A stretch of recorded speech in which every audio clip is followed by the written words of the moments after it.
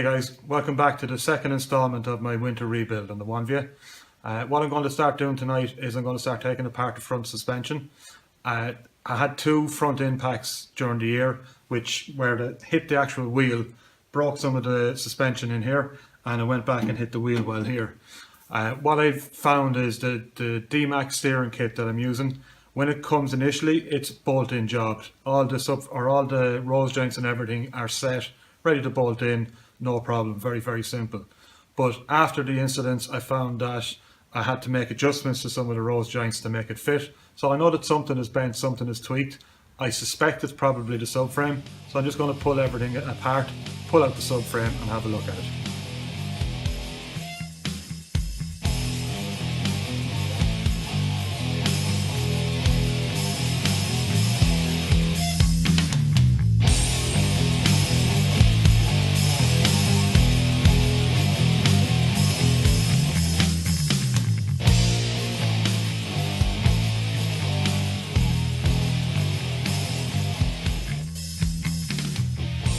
So that's all those taken out. While I was at it, I noticed that the top mount on the coilover was very loose as well. So that was something I didn't notice before, didn't expect. So it's a good thing I'm taking this apart because I'm finding all the little bits and pieces that's wrong.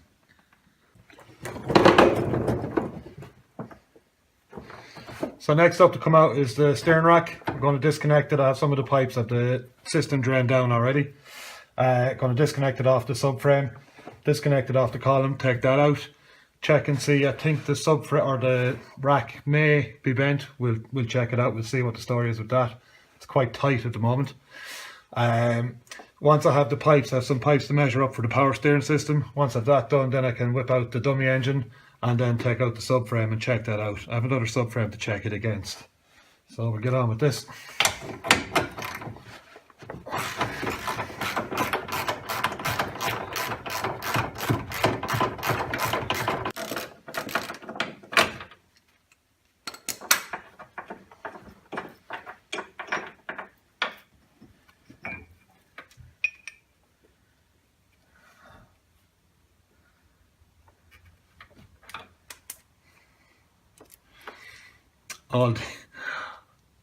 We had to make these up just to tighten up the bushing up here. We found at the last round that the steering rack was actually moving side to side on the bushings. The bushings are worn, so again, another thing to be replaced.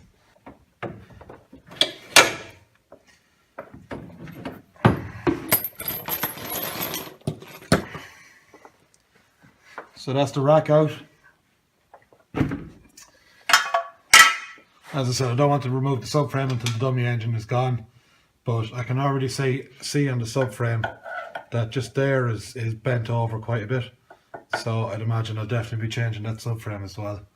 I don't know if you can see it there, but the subframe has been modified to move the whole rack forward.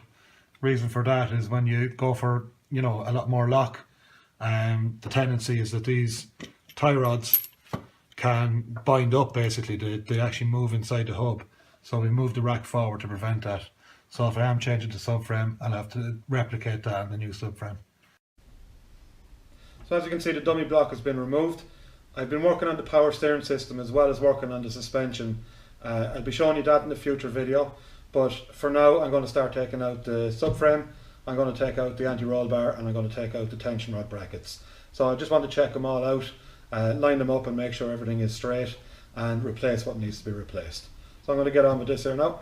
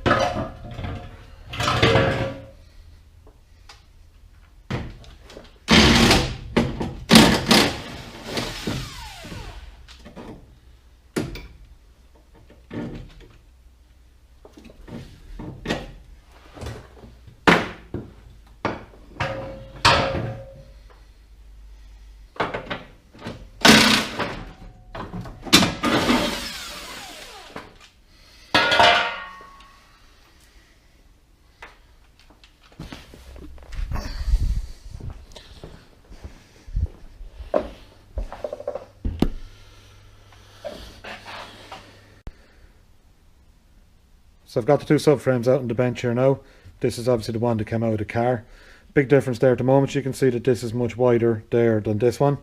The rack, this is where the rack bolts in, has been moved forward on this subframe to stop the steering going over centre when you're on full lock. So the first thing I noticed when they were side by side is this hole here is way bigger. It's been pulled and it's actually deflected on the side. It's sitting proud of the side of the subframe as well. On the other side, it's the same idea but not quite as bad. So the two of them, from the two impacts on both sides, have had an effect anyway. On the opposite side of the subframe, doesn't seem to be quite as bad, but certainly it's bent there anyway. And on this side, same idea again, it's bent here. So what I'm thinking of doing, obviously I'm going to have to move the rack on this subframe, and I might just weld washers on top here. I can see that hole is slightly elongated there as well. So if I weld washers on top as well, it should give it a little bit more strength and prevent it pulling. So that's as far as I'm going to take it for this week. Join me next week where I'll be working on the power steering system. I've done an awful lot of work on that to try and make it a lot more reliable for next year. I'll also be working on the subframe, modifying that, getting that ready to put back into the car, and hopefully we can start getting the front end back on. Thanks very much for watching, and make sure you join in next week.